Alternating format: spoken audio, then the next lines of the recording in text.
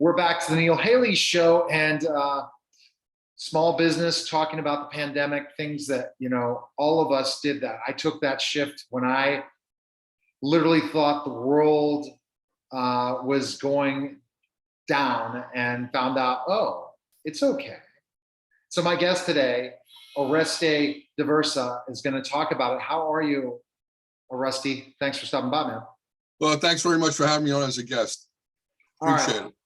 So let's talk about what motivated you to write Life Beyond the Pandemic. Well, when the pandemic first started, I was getting concerned that people were losing their livelihoods, both jobs and small businesses. And what's happening as the pandemic went on, there was more and more of this job loss and loss of livelihood. And unfortunately, a lot of these jobs and small businesses are not coming back. They're not coming back, and so so they have to figure out something else. Your own career history is rather diverse. How did your background help you in putting this book together? Well, my background, I originally majored in criminal justice, political science when I went to college. Like so many other people, I graduated. Unfortunately, there was no work for me to go to. I ended up doing 20 years in the computer industry. At that point, I started running my own business as a consultant. And also I became a interfaith minister. What happened from there is I'm an only child that took care of my parents until they transitioned for about 18 years. So I learned that I had to do many different things. And one of the main things that life showed me is I had to restart my whole life over, having lost everything taking care of my parents. That you're commended, definitely a caregiver, and congratulations for doing that, because that's such a powerful thing you're doing. And when you think about only child, well, we have something in common. I'm an only child as well. So there you go. We can't always find only child. So yep. We have a different mindset beyond belief. It's one that can annoy people, but also is very helpful, I guess, in our vocabulary. When you're an only child, you develop a huge vocabulary. You learn about being independent and not you can learn to entertain yourself, which is another thing great about being an only child. All right, your book talks about rebuilding your life or starting over. Is that just applicable for people who have experienced significant changes over the past year, or can anyone else use these tools to improve their life? Well, the book, the catalyst was the pandemic, but the book can be used by anyone to restart their lives. Because what's happening is, besides the pandemic, you have people who are going through career transitions. I'm sure you've known and seen, I've read your profile and bio, and I've seen you restart it again. And the truth of the matter is, the work world has changed, and people need to be prepared to have 2 and 3, 4 different careers in their lifetimes.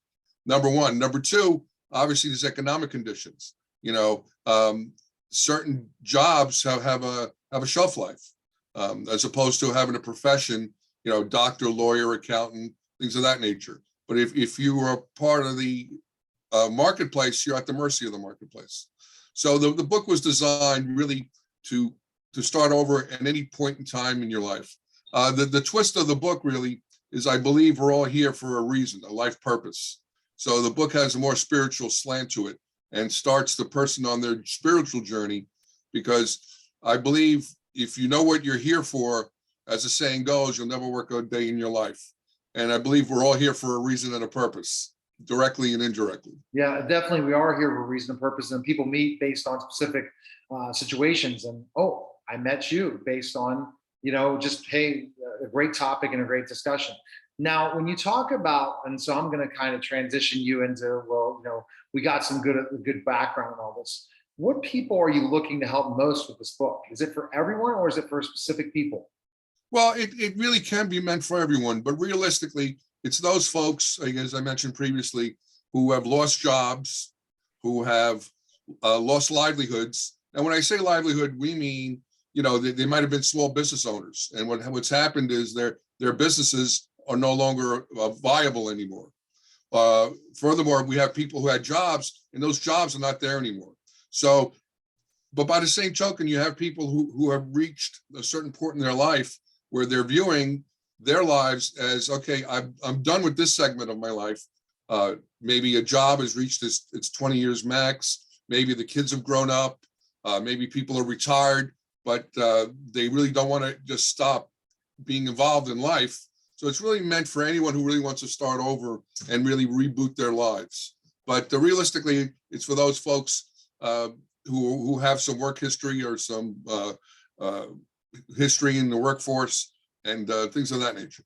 All right. So, okay, I'm totally understanding what you're talking about, who it is. And those people, a lot of times, have to figure out what to do. If small business fails, that doesn't mean it's the end of the world. Without question.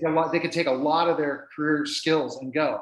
And I think that the biggest part of that whole thing is figuring out what to do next. So if you lost a specific job or your business, look at your skill sets and see how you can transition them to another area, right? Without question, without question. And the truth of the matter is, all of us have more skills and education that we know of. Exactly. I mean, let's face it, if you run a business, I mean, all the skills necessary to run a business. And now with the advent of the internet, the whole idea of making a living has been put on its ear, because now one can have a job and also have a business on the side. You know, Exactly. obviously, you know, I'm 62, so the vernacular is have a side gig. You don't look 62, man. You don't look 62. Thank you. I wouldn't have You thought. know, but so you can have a high, you know, the vernacular is a side hustle, and you can do both. You can do both, and you know, so people need to take a really serious skill inventory of themselves. Right. Besides the formal education people have, yeah, there's also formal skill set, but people can do a lot more. Say someone's good with their hands, okay? The amount of work that's available out there for someone's good with their hands is beyond. Or say you go with technology. Technology is really analogous to medicine, right? In that when we say the word technology, it's gone geometric, not linear. It didn't go 1, 2, 3, 4, 5, 6. It's gone 1, 2, 4, et cetera, et cetera, et cetera.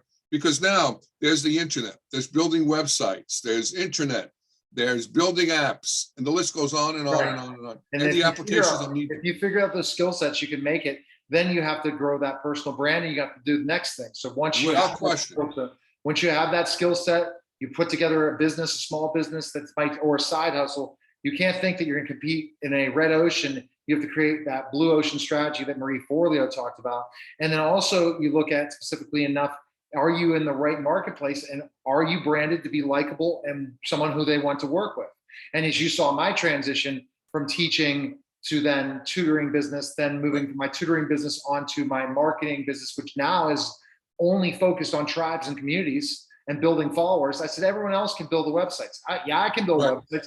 Yeah, I can do SEO. I can do all those things, but I want to do something no one else is doing, and then try to be in the marketplace in that, and use my personal brand, which has grown for leaps and bounds from where I'm at. Sure. There's a lot of big things, your talents, your skill sets. Where can people purchase your book and learn more about you? Where can they go?